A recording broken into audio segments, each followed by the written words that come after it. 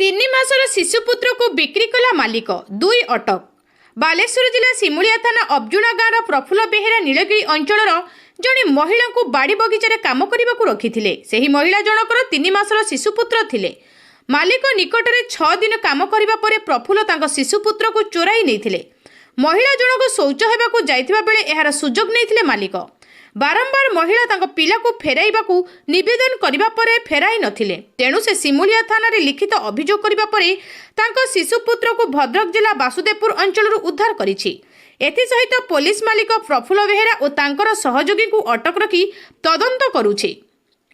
ସିମୁଳିଆରୁ Srikanth ବିଶାଳଙ୍କ report, ନିର୍ଭୀକ news.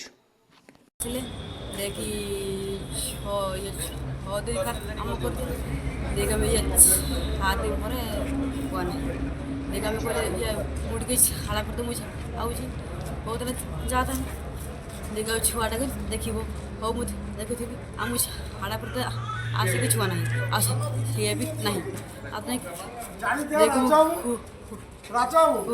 खोजली आ ना छुआटा देख मुझा सब देख कहली आ छुआटा हजी गले आस